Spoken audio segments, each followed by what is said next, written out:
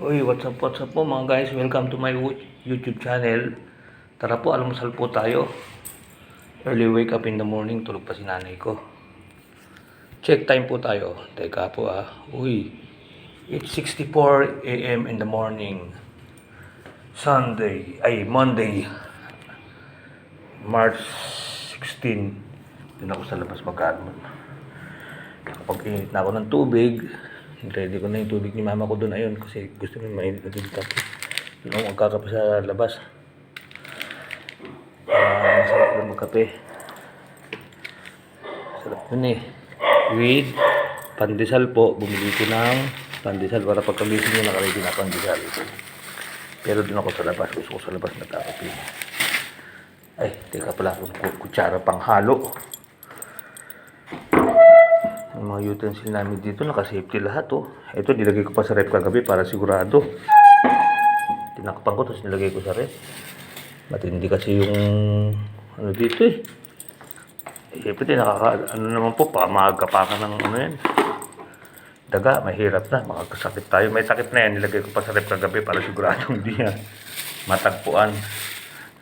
Pati yung mga ibang mga baso-baso na ano rito na isang gamit lang, tinago ko sa rep kahapon. Pati yung mga, ito po mga guys technique po sa inyo pag medyo may daga. Pati yung mga ganyan nyo po, yung mga toyo, suka, para wala siyang dahilan para pumunta dyan.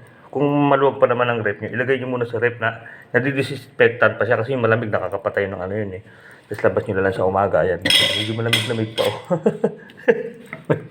Malamig-lamig pa Kasi puno na yung mga taguan ko eh. Yung taguan ko na, ito yung drum puno na to. Sa rep ko nilagay. Ito naman, ano to?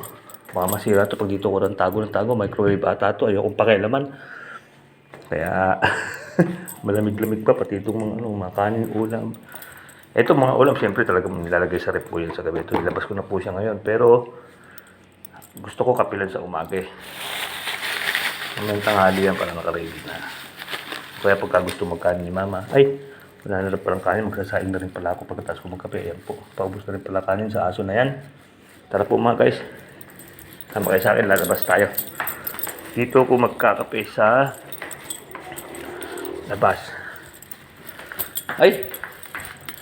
Sabi ko nga pala, kukuha akong kutsara eh. Pantitimpla ko rito.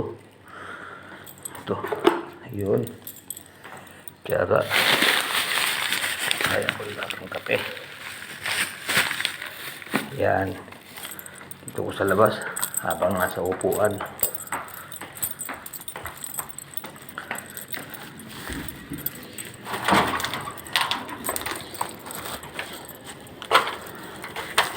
Huwag niyo ko titigan, di pa kayo mamaya pa kayo pakain nyo. Tigilan nyo muna ako. Mag-almusal muna ako ha. Nakatingin sa akin kasi ako tagapagpakain lang ngayon. Pag nandito ako, nakabang agad sa akin pag mabasa ko eh. Kanina nga lang, nung bumili ko ng pandesal eh. Itong malit na to, itong abo na to, kagat ng kagat sa jogging pants ko. Siguro sinasabi, pakainin mo na ako.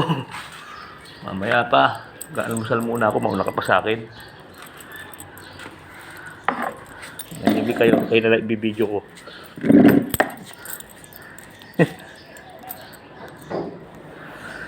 Kape muna. Kape muna po mga guys in the morning. Sila nagwawala na sa dito. Ito na yung tagapagpakain ko. Mamaya pa kayo. Kakape muna ako. Spoiled ka naman, yung aso ko nga sa amin, hindi ganyan. Hindi ako binubwisit pag nagkakape ko. Spoiled na sa akin itong mga to eh. Palibasa ako nagpapakain sa kanila eh. Mamaya pa. Kasi kung kumain na po itong mga to, pinapakain lang namin umaga, tapos bandang tanghali.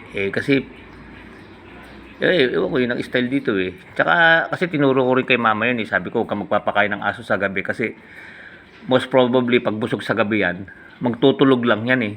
Kung di ba ang tao ganun din ang tao pagka gutom, hindi makatulog, ganun din sila.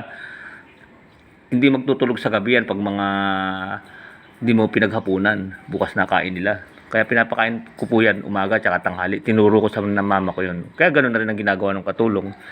Dati hanggang gabi pinapakain tapos makikita mo dyan nagkalat yung ano nila oh. Yung kanin nila hindi naman kakainin kasi gabi nga eh. O di, ang gagawin nun, kakain magtutulog lang. Huwag mong pakainin, wala pang nasayang na pagkain. Di pa sila magtutulog. Kaya pag umaga o di, ang gana ng kain nila oh. Nandito pa lang ko, hinihintay na ako para pakainin sila. Walang nasasayang, magana sila kumain. Ganun mga teknika sa mga hayop, teknikan nyo rin mga